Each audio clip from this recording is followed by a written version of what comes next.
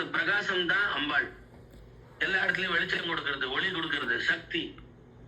அதுக்குள்ள கரண்ட்ன்றது பாஸ் ஆகிறது தான், அந்த சக்தி உள்ள பாஸ் ஆகிறது தான் வெளிச்சமா காட்டுறது டியூப்லைட். அப்ப அம்பாள் தான் எல்லா இடத்துலயும் நீக்கமர நிறைஞ்சு நமக்கு பிரகாசத்தையும் நம்மளையே எங்க செய்யறவில்ல யாரு.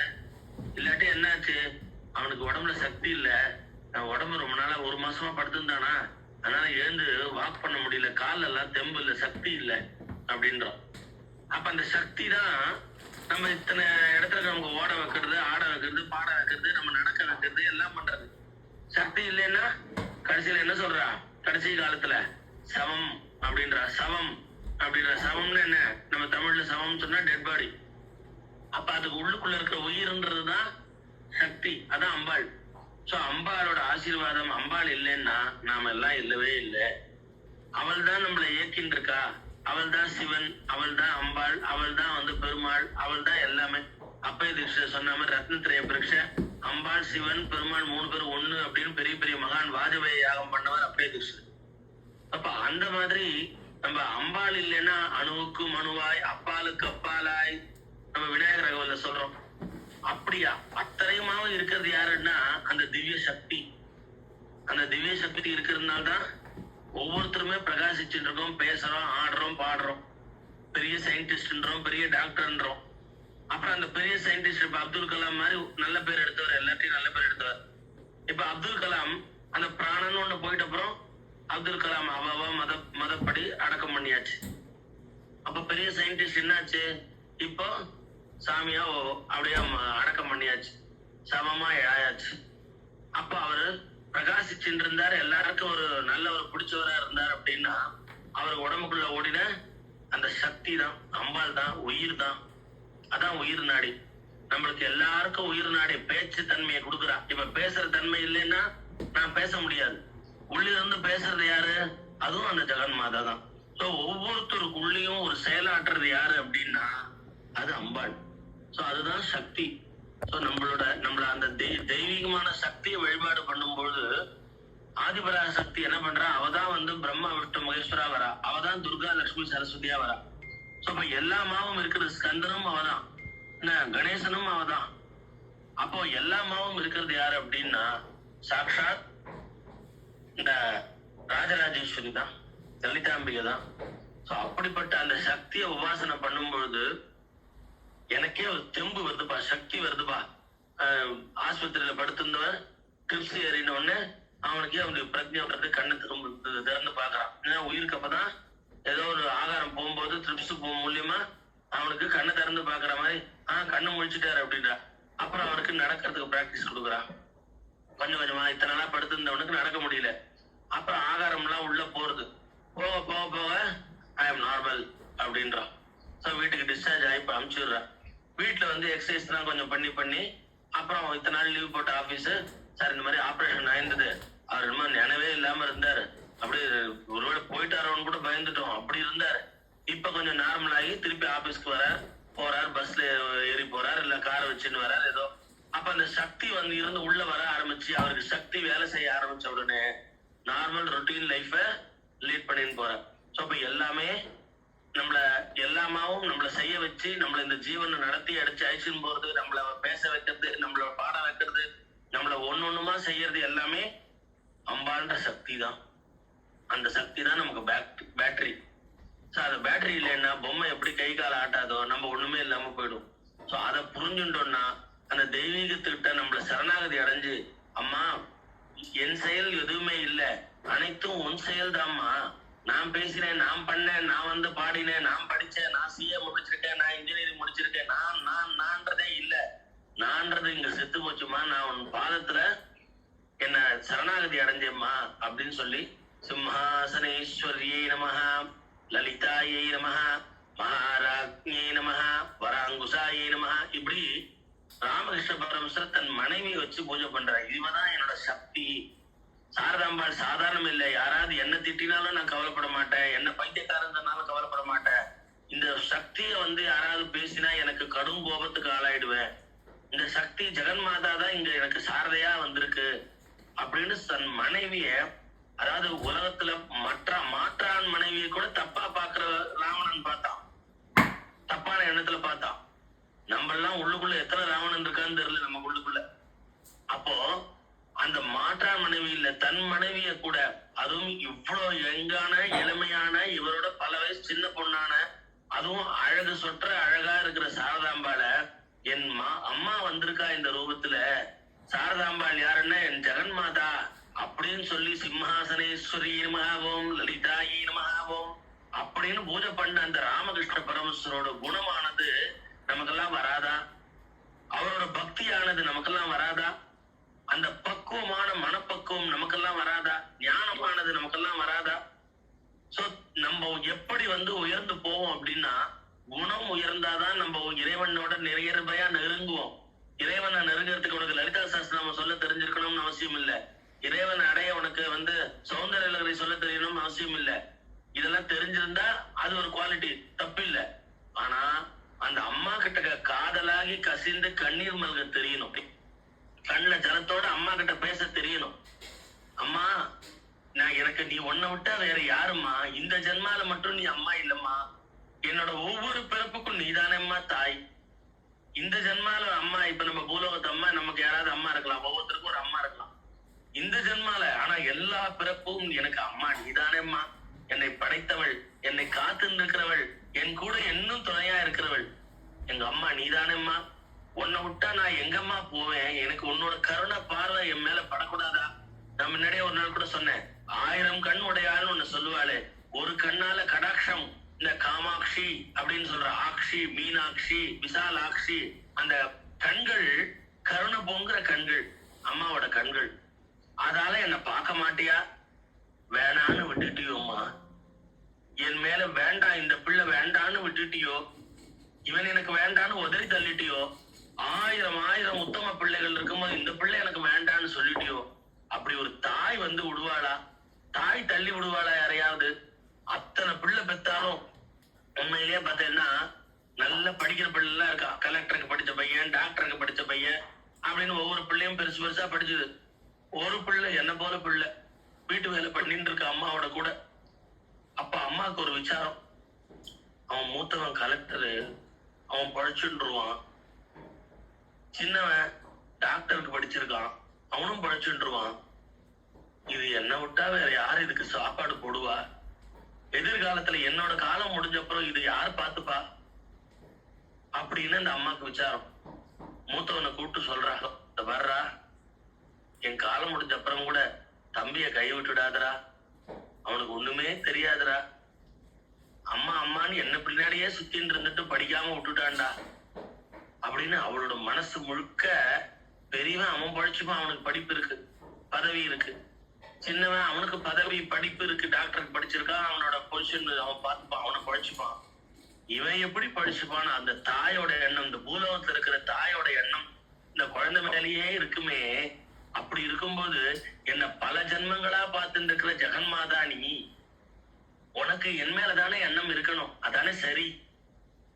உன்னோட நினைப்பு வேற எங்கேயோ இருக்கலாமா? இந்த மக்கு பிள்ளை மேலதானே உன்னோட கவனம் இருக்கணும். இவனை யார் காப்பாத்துவான்னு நினைச்சுட்டு நீ தள்ளி விடுற. யாரோ ஒருத்தர் இவனை பாத்துருவான்னு நீ நினைச்சுட்டு இருக்கியா? உன்னை விட்டா உன்ன மாதிரி பாத்துக்கிறதுக்கு வேற யாரு இருக்கா? உன்ன மாதிரி என் மேல பிரியம் காட்டுறதுக்கு யாரு இருக்காம்மா? என்னை தள்ளி விடாத, வேண்டான்னு சொல்லிடாத, நீதாம்மா காப்பாத்தணும். தஞ்சம் என்றே அடைந்தேன் தாயே உன் சேய் நான், ரஞ்சனியே ரட்சிப்பாய் கெஞ்சுகிறேன் அம்மா. கற்பகவல்லினின் பொற்பதங்கள் பிடித்தேன், நற்கதி அருள்வாய் அம்மா. அம்மா, யாருமா வருவா? யார் வருவான்னு நினைச்சுட்டு நீ பாட்டுக்கு என்னை விட்டுட்டு கண்டும் காணாம இருக்க. 1000 கண்ணுடையாள், 1000 முகமுடையாள், 1000 கண்ணா எல்லாமோ போடுறா உன்ன. வேதமே சகஸ்ர சீருஷா புருஷா அப்படின்னு பரபிரம்மத்தை கூப்பிடுறது. சகஸ்ர சீருஷா புருஷா, சகஸ்ரம்னா 1000 முகம் படைச்சவன்னு. அப்போ அந்த பரம்பிரம்மம் எனக்கு யாரு? நீதானேம்மா, ஜெகன்மாதா தானேம்மா, நீதான் காயத்ரி மாதா, நீதான் பரபிரம்மம். அப்போ அந்த 1000 முகத்துல 1000 கண்ணுடையான்னு சொல்றாங்க. எப்படி வேணா வச்சுக்கலாம். அப்ப நீ அந்த ஒரு கடாட்சம், ஒரு பார்வை, நல்ல பார்வை பார்த்துட்டா நான் எங்க, நானும் பட்ட மரமும் துளுத்து போயிடுமா. நான் பட்ட மரமா இருக்கேன். எனக்கு இந்த மண்ணை பிடிச்சுட்டு கெட்டியா வளர்க்கறது தெரியல. ஒரு மரம் நல்லா வளர்ந்துருக்கு, நல்ல பூமி மண்ணை பிடிச்சுட்டு நல்லா வளர்ந்துருக்கு. ஆனா இந்த மரத்துக்கு என்னமோ பட்டு போச்சு. அப்படின்னா என்ன அர்த்தம்? எனக்கு தகுதி இல்லதான். ஆனா உன் கருணைன்றது ஒண்ணு தகுதி எல்லாம் கொடுத்துருமே. உன் கருணைன்றது ஒண்ணுமே இல்லைன்னாலும் அவளும் பழைச்சிட்டு வழி வச்சு வகுத்துருமே. நீதானமா காப்பாத்தணும். இப்படித்தான் அம்மாட்ட போய் கதறு கதறுன்னு கதறணும். தட்டுங்கள் திறக்கப்படும், கேளுங்கள் கொடுக்கப்படும் ஒரு ப்ரோவர்பு வேற மதத்துல சொல்லி கேள்விப்பட்டிருப்பேன். அது மாதிரிதான் அம்பாளை கேட்டுட்டே இருக்கணும், பெக் பண்ணிட்டே இருக்கணும். எங்க நம்ம கை கீழே போனோம்னா அம்மா கிட்டதான் போகணும். விட்டுடாதம்மா, விட்டுடாத. நீ அப்படி விட்டுடுவேன்னா நான் இந்த அந்த மர்க்கடக்கு சோரம் மார்காடக்கு சோரம் சொல்ற மாதிரி ஒரு குட்டி குரங்கு ஒரு அம்மாவை கெட்டியா பிடிச்சுக்கும். அந்த அம்மா மரத்துக்கு மரம் தாவிண்டே இருக்கும். ஆனா குட்டியோட பொறுப்பு தான் இப்போ அம்மாவை கெட்டியா பிடிச்சுக்கணும்.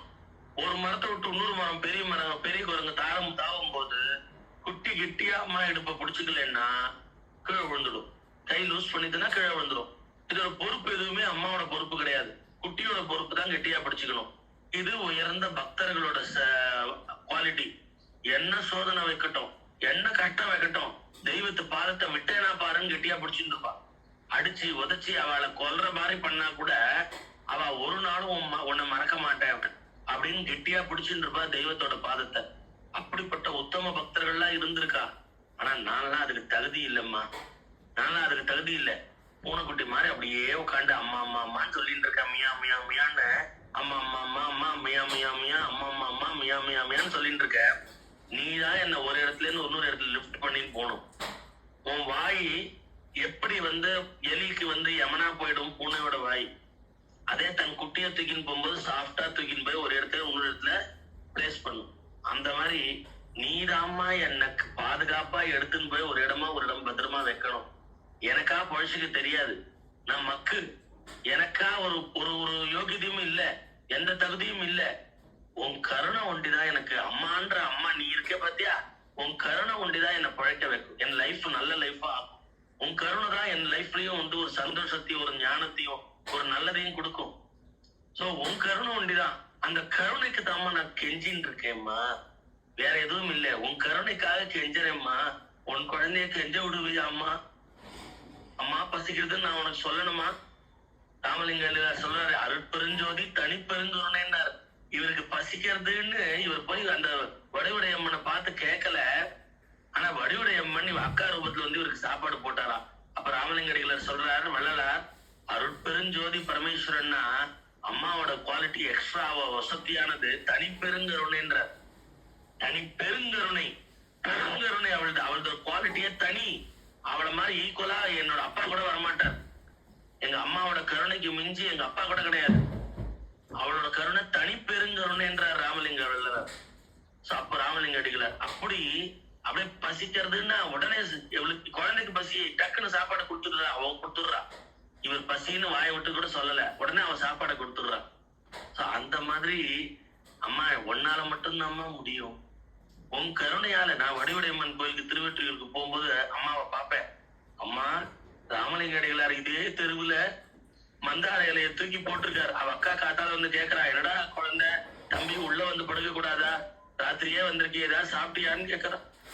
அக்கா நீ தானே உட்கா சாப்பாடு கொடுத்தேன்னு கேக்குற. சொல்றாரு அவர், நான் எங்கடா கொடுத்தேன், நான் உன்னை பார்த்துருந்தேன்னா உள்ள படுக்க சொல்லியிருக்க மாட்டேனா அப்படின்னா. எனக்கு பசிக்கிற மாதிரி இருந்ததுமா. அப்போ அதோ பாரு அந்த இலை, நான் தூக்கி போட்ட இலை. அப்ப அந்த மந்தார இலையில எனக்கு சாப்பாடு கொடுத்தது யாருன்னு இப்படி திரும்பி பாக்குறாரு. கோபுரத்துல வடிவுடையம்மன் சிரிக்கிறார். அந்த தெரு சன்னதி தெரு. அப்போ புரிஞ்சுட்டேன், அக்கா ஒன் ரூபத்துல அந்த அம்மா தனிப்பெருங்கருணை. குழந்தைக்கு பசிக்குமேன்னு அவ சாப்பாடு கொடுத்துருக்கா, தனிப்பெருங்கருணை. அப்படிப்பட்ட ராமலிங்கம் அடிகளார், அப்படிப்பட்ட வடிவுடையம்மன். நாங்க வடிவுடையம்மனை போய் பார்க்கும்போது திருவத்தியூர்ல அம்மாட்ட, அம்மா இப்படி ஒரு கருணமயமானவள் ஆச்சே நீ, அந்த புட்டிடம் கொண்ட பெருமான் அப்படின்னு சொல்லி பரமேஸ்வரனுக்கு பேராங்க, பல்மீகநாதர் பேர், புற்றிடம் கொண்ட பெருமான். அப்படிப்பட்ட பரமேஸ்வரனோட கருணைன்றது ஒன்னாலதான் அவரும் அப்படி கருணை காட்ட ஆரம்பிச்சுட்டார். பரமேஸ்வரனும் கிருபையா பண்ண ஆரம்பிச்சுட்டாருன்னா எங்க அம்மா நீ பக்கத்துல இருக்கிறதுனாலதான். அப்பாவும் அவ்வளவு பாசமா நம்ம மேல இருக்கான்னா அம்மாவோட அந்த அன்பு அப்பாவுக்கும் சேர்த்து ஒட்டின்னு இருக்கு. ஏன்னா அப்பா ஸ்ட்ரிக்ட் மாஸ்டர், தப்புன்னா தப்பு, ரைட்டுன்னா ரைட்டு அப்படின்னு நியாயமா பேசக்கூடியவர். ஆனா அவரும் அந்த ருத்ர முகத்தை விட்டுட்டு சாந்த முகத்தார எனக்கு அனுகிரகம் பண்றாருன்னா அது அம்மா நீ பக்கத்துல இருக்கிறதுனால தானே, நீ உன்னோட கிருபையினால தானே, வடிவுடைய அம்மனோட கிருபையினாலதான் அந்த பரமேஸ்வரன் என்கிட்ட குழந்தை வாழான்னு ஆசையா இருக்காரு. எங்க அப்பாவும் எங்க அப்பா என்னை பார்த்து சிரிச்சு பேசினான். ஐயோ இவ்வளவு பெரிய சந்தோஷம், என்ன திட்டுவாரோ, நான் எப்ப பாரு தப்பு பண்றவன், தப்ப பார்த்துட்டு என்ன திட்டுவாரோ, டே இதை ஏன்டா தப்பு பண்ண, இது ஏன்டா அப்படி பண்ணேன்னு திட்டுவாரோன்னு பயந்துட்டே இருந்தேன். ஆனா அவரும் சிரிச்ச முகத்துல வாடா குழந்தைன்னா அது எதனால தெரியுமாம்மா, உன் குவாலிட்டி அவருக்கு ஒட்டின்னு இருக்கு, உன்னோட அந்த கருணை எங்க அப்பாவுக்கு சேர்த்து ஒட்டின்னு இருக்கு. வடிவுடைய அம்மா நீ கருணமயமானவள் இல்லையா? அதே கோயில வட்டப்பாறை அம்மன் இருக்கு, காளி அம்மன் இருக்கா, அவதான் வடிவுடைய அம்மன்.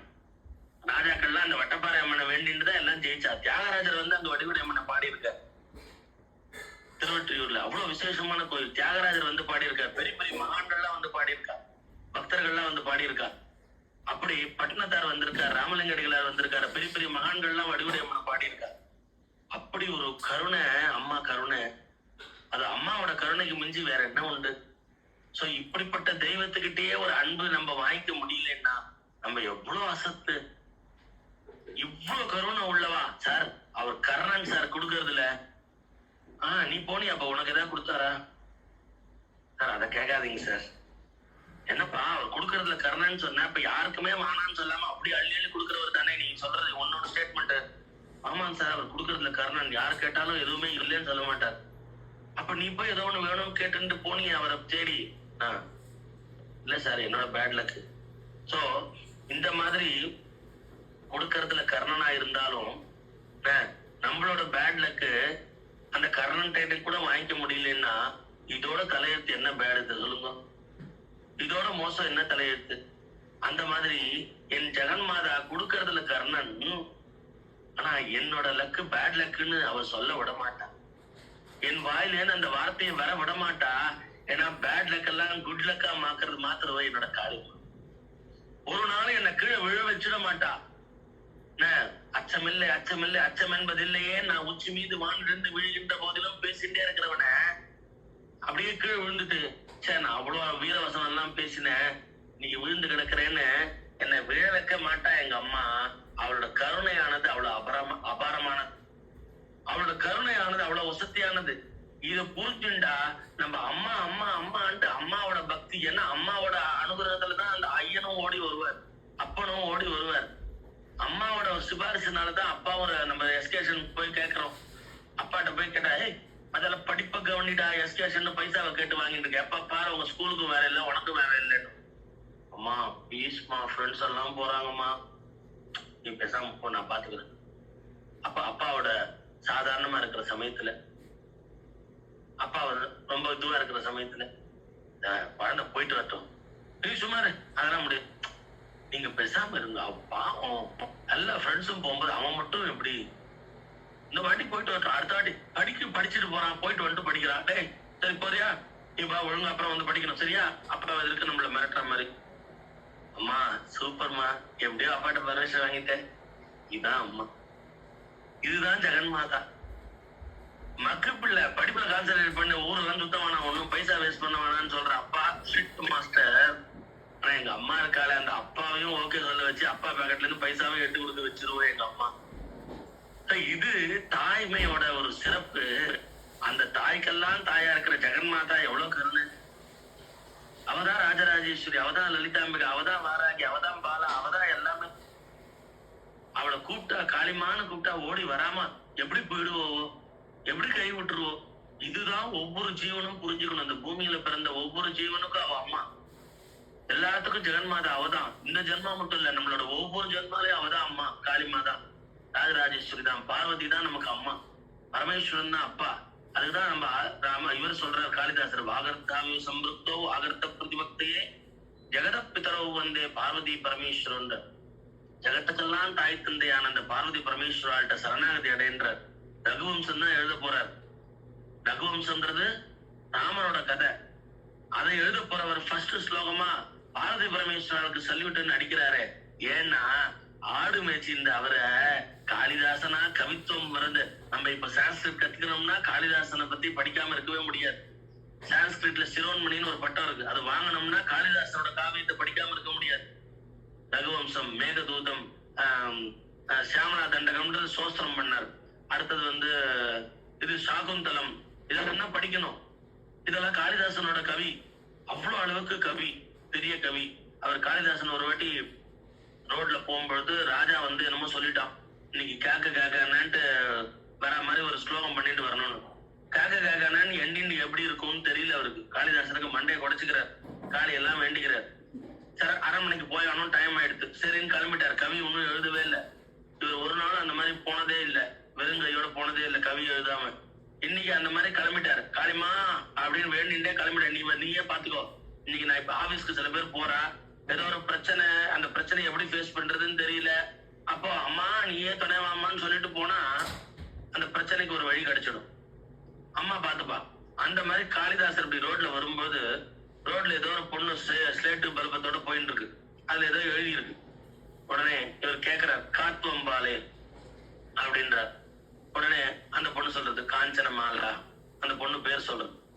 கஸ்யா புத்ரி, நீ யாரோட பொண்ணு? அவ சொல்றது கனகன தாயா அப்படின்னு அவன் அம்மா பேர் சொல்றது. அஸ்தே கிம்தே அப்படின்ற, கையில என்ன இருக்கு? அவர் ஒண்ணு தாலி பத்திரம், ஸ்லேட்டும் பல்பமும் இருக்கும். காவா ரேகா, அதுல என்ன எழுதியிருக்குன்னு கேக்குறாரு. காக்க காக்கான்னு, அவ்வளவுதான். இது ஒரு கவிதையா போய் சபையில சொல்லிட்டார். காத்துவம்பாலே காஞ்சனமாலா, கஸ்யா புத்ரி கனகன தாயா, அஸ்தே கிம்தே தாலி பத்திரம், காவா ரேகா, காக்க காக்கான்னு. அப்படியே போஜராஜன் எழுந்து கை தட்டிட்டான். என்ன காக்க காக்கான்னா முடியாத மாதிரி ஒரு கவி எழுதுன்னா, அவ்வளவுதான் வரகவி. அவெல்லாம் அப்படியே ஸ்லோவா அடிச்சு விடுவா. சோ அப்படி இதெல்லாம் எனக்கு எப்படி தெரியும்னா அம்பாளோட ஆசீர்வாதம் தான். நான் ஒண்ணுமே படிக்காத வந்தா காளிமா ஆசீர்வாதம் இல்லாம ஒரு திருணத்தை நிறுத்த முடியாது. அவ ஜெகன்மாதாவோட கருணை தான் இதெல்லாம். சோ அப்போ ஒரு ஆடு மேய்க்கிறவனை பெரிய கவித்துவமா ஆக்கி போஜராஜனுக்கு அரசனோட என்னை சரியாசனம் வைத்துதான் காளிதாசன் சொல்ற மாதிரி அந்த அளவுக்கு ஈக்குவலா கொண்டு உட்கார வச்சு எல்லாம் காளிமாவோட கிருபை தானே. அப்ப நம்மளை எங்க வசதி, நம்மளுக்கு எந்த பேர் வாங்கி வைக்கணும், நம்மளோட எப்படி நம்மள பேச்சு. ஆக்சுவலா பார்த்தா நான் வேத கிளாஸ்ல பேசுறது எதுவுமே இப்ப இங்க பேசல, வேற மாதிரி சப்ஜெக்ட் பேச வைக்கிறா. இவர் கிருஷ்ணமூர்த்தி வெங்கடேஷ் சார் அங்கேயும் வந்தாரு, இங்கேயும் வந்திருக்காரு, அவருக்கு தான் தெரியும். இப்படி பேச வச்சு இந்த இடத்துல இப்படி பேசு, அந்த இடத்துல அப்படி பேசு சொல்லி தரணும். நம்மள வழி நடத்துறவங்க யாருன்னா உள்ள இருந்து காளிமா தான். அப்ப நம்மளோட சொல்லுல ஒன்னொன்னுத்துல உட்காந்து அதை சொல்ல வச்சு, நம்மளோட செயலை ஒன்னொன்னு செய்ய வச்சு, அப்போ அவ இல்லாம அணுவும் நகராது, காளிமா இல்லாம அணுவும் நகராது, அவனின்றி ஓர் அணுவும் அசையாதுன்னு சொல்லுவா இல்லையா. நான் அசைந்தால் அசையும் அகிலம் எல்லாமே. அறிவாய் மனிதா, உன் ஆணவம் பெரிதா. எதுக்கு நமக்கு ஆணவம், நமக்கு எதுக்கு கர்வம்? கர்வம் இருக்கிறதுனால தானே மத்தவாளை தூஷிச்சு நடந்துக்கிறோம், மத்தவாளை தூக்கி உதாசீனம் படுத்துறோம். காப்பி எடுத்துன்னு வந்தா மூஞ்சிலே கொட்டிடுவேன், போடா தூக்கி டம்ளர் அடிக்கிறது காப்பிய. எனக்கு கர்வம் இருக்கிறதுனால தானே அவனை உதாசீனப்படுத்துறோம். காப்பி கொண்டு வந்தோன்னே நான் அந்த பாவம் எந்த காப்பியும் உதாசீனம் பண்ண மாட்டேன். குவாலிட்டி கம்மியா இருந்தாலும் பரவாயில்லன்னு குடிச்சிடுவேன். எதுக்கு காப்பி டம்ளர் காப்பியை வேஸ்ட் பண்ணணும்? என்னோட குணம் அப்படி. கோவத்தை வேற எதுலயா காட்டலாம், காப்பியில காட்ட வேண்டாம். வீணா ஒரு டம்ளர் காப்பி வேஸ்ட் ஆயிடுமேட்டு எடுத்து குடிச்சிடுவேன். இது யாரும் சிரிக்காது, காப்பி பைத்தியம். இன்னைக்கு காத்தால கிளாஸ்க்கு வந்தவளுக்கெல்லாமும் காப்பி கலந்து கொடுத்தா என் ஒய்ஃப். அப்ப உடனே உனக்கு வேணுமான்னா, இது ஒரு 4வது வாட்டி 5வது வாட்டியா தான் பரவாயில்ல கொடு அப்படின்னு. சரி 2 காப்பி. அப்ப எல்லாரோடய சேர்ந்து காப்பி குடிச்சா. அந்த மாதிரி அண்ணாக்கு நீங்க உங்க வீட்டுக்குலாம் வந்தா நீங்க பெரிய டிஃபன் எல்லாம் பண்ணி போடவே வேண்டாம். ஒரு காப்பி கொடுத்தாலே பரம சந்தோஷம். அண்ணாக்கு எது பிடிக்குமோ அதை செஞ்சாலே போறோம். கிருஷ்ணமூர்த்தி வெங்கடேஷ் சார் வீட்டுக்கிட்ட ரீசெண்டா போகும்போது அப்படிதான் அவ ஒய்ஃப்